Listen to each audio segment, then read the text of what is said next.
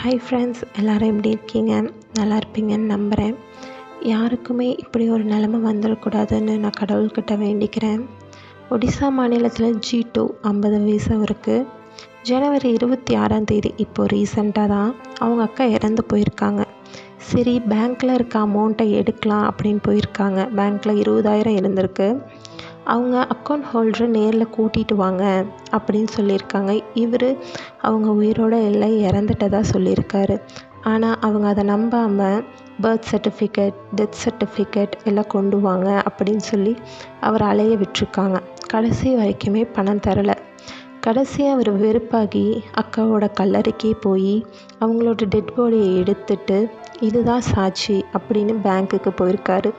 Okay, விஷயம் பெருசாகுது அப்படின்னு தெரிஞ்சு போலீஸும் பேங்க் ஸ்டாஃபும் டாக்குமெண்ட்ஸ்லாம் ரெடி பண்ணி அவரோட அமௌண்ட்டை அவங்க வீட்டுக்கே போய் கொடுத்துருக்காங்க. எனக்கு என்ன புரியலன்னா, ஒரு ஏழை ஒவ்வொரு விஷயத்துக்கும் எவ்வளோ போராட வேண்டியதாக இருக்குது. இதில் யார் மேலே தப்பு சொல்கிறதுன்னு எனக்கு தெரியல.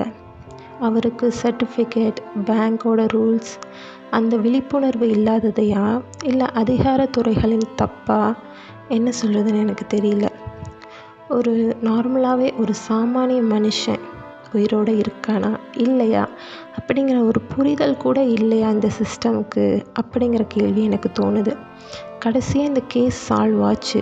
ஆனால் அவர் குடிச்சிருந்தார், போதையில் அப்படி பண்ணிட்டாரு, இது எங்கள் பேங்க்கு கிடையாது, வேறு பேங்க்கு அப்படின்னு அவர் மேலே குறை சொல்ல ஆரம்பிச்சிட்டாங்க. அவங்கவுங்க கஷ்டம், அது முக்கியமாக ஏழைங்களுக்கு அந்த இடத்துல இருந்து தெரிஞ்சு பார்த்தா தான் அந்த வழி அவங்களுக்கு புரியும். இந்த நியூஸ் நீங்கள் பார்த்தீங்களா?